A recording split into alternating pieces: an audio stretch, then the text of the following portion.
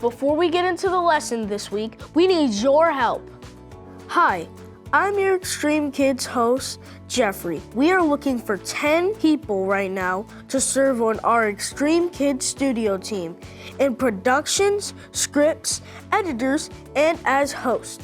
Remember, you can serve at any age from anywhere. So say yes!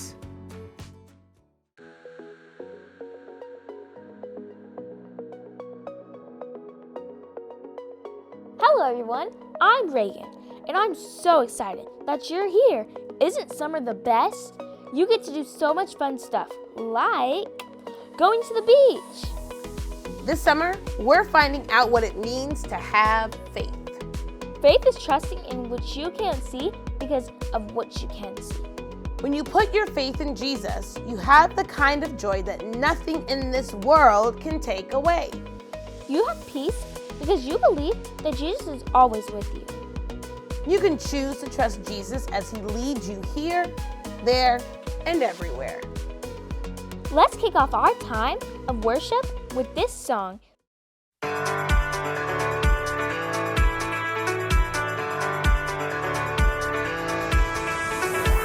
I was lost and could not see. I was searching, you found me. Your love opened my eyes. My heart forever changed. No more standing still, no more going back. Oh, your love is moving me. I came alive when you found me. I'll never be the same. Oh, I shouted out to everyone around me. I am forever changed. Your love is moving me, yeah. Moving me, moving me, yeah.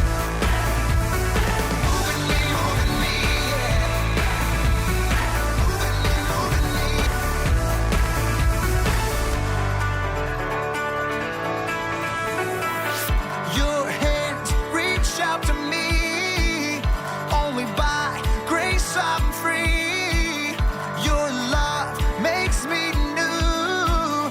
I am forever yours. No more standing still, no more going back. Oh, your love is moving me. I came alive when you found me. I'll never be the same. Oh, I shouted out to everyone around me. I am forever changed. Your love is moving me, yeah. Moving me, yeah.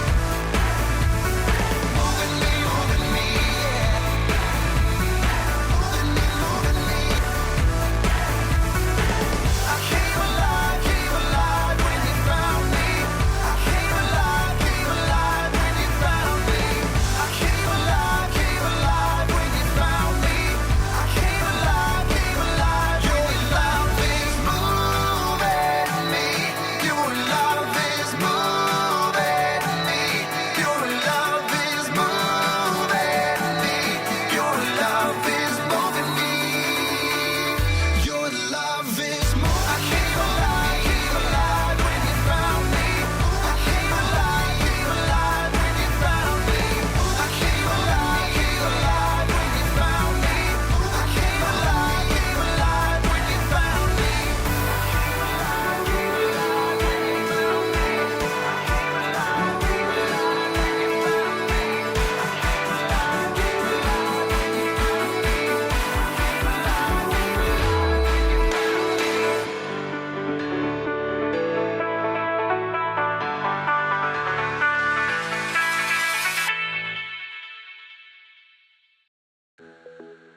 Let's continue with the story about Paul's faith.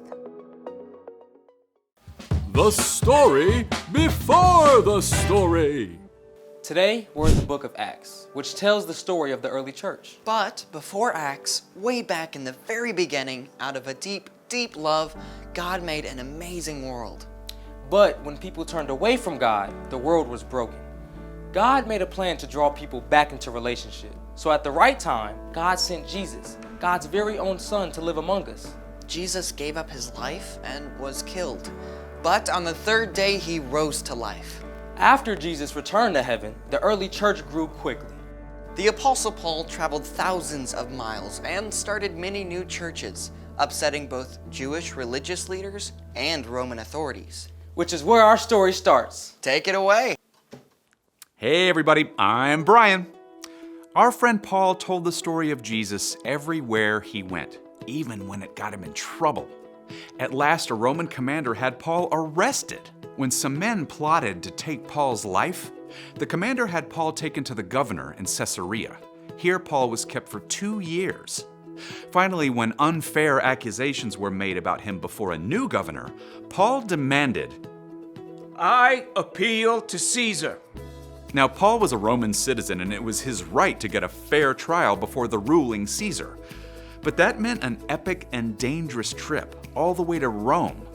Paul and several other prisoners were handed over to a centurion of the imperial regiment. I am Julius. Hail Caesar! So the men set sail, eventually making it to a harbor called Fair Havens. Paul warned Julius and the crew.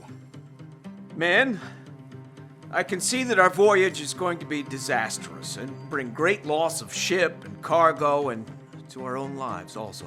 The pilot and ship's owner disagreed. This is a terrible place to spend the winter. We should sail on to the harbor at Phoenix. Julius listened to the pilot and the ship's owner instead of Paul, and when a gentle south wind began to blow, they jumped at the chance to set sail once more. Anchors away! But within a short time, that soft breeze became a stiff wind, and finally whipped up to a hurricane-force gale. The ship was caught up by the waves and driven by the wind. After many days, the crew feared the ship would be torn apart and sink. They even threw cargo and the ship's tackle overboard to lighten the load. We're doomed! Even though everyone else had given up hope, Paul stood strong and continued to talk with God. At last, he addressed the crew and passengers. You should have taken my advice not to sail from Crete. Then you would have spared yourselves this damage and loss. Paul was not above a good "I told you so." Keep up your courage, because not one of you will be lost. Only the ship will be destroyed. Last night, an angel of God told me, do not be afraid, Paul. You must go on trial in front of Caesar. God has shown his grace by sparing the lives of all those sailing with you. I have faith in God that it will happen. However, we must run aground on an island. That night, 14 days into the storm, the ship approached land. Fearing they would be dashed on the rocks, the sailors dropped the anchors. When daylight came, they decided to make for the shore, but the ship hit a sandbar. The ship began to break up. If you can swim, jump overboard. Otherwise, grab what you can and hold on. Everyone did as Julius commanded, and miraculously, all 276 people on board made it to shore alive. They discovered they had reached the island of Malta, where the islanders welcomed them with a roaring fire.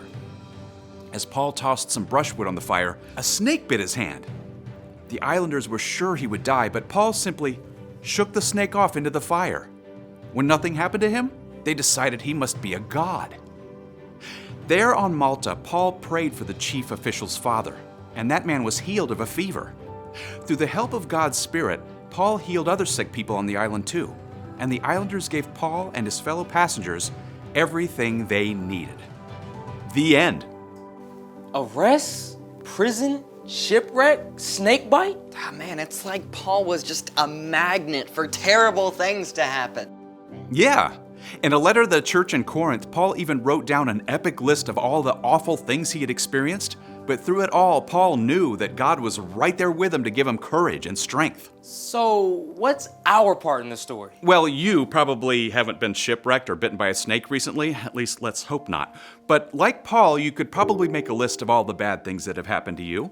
Or things that you're facing right now. Maybe a family member is really sick in the hospital. Or maybe some kids in the neighborhood are being mean to you. Maybe the pet your family has had since you were a baby just died. Or you've got to get a cavity filled at the dentist. Whatever happens, no matter how bad it is, you can have faith that God is right there with you. Yep, God will never, ever leave you, no matter what. God always loves you and promises to give you the resilience to make it through. When bad stuff happens, keep talking to God.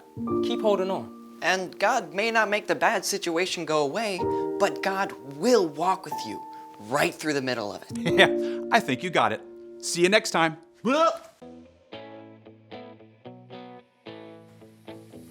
Love when it's hard. Good morning. Cool outfits. Get lost, kid. Hello, sir. Do you need any help? Get off my lawn. Aw, hello, little buddy. Want some water?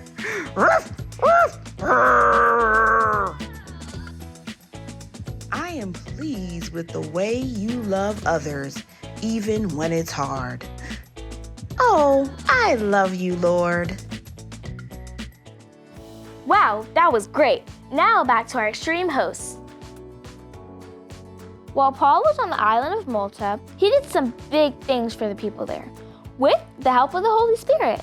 He prayed for healing for the chief official's father and for others on the island, and God healed them.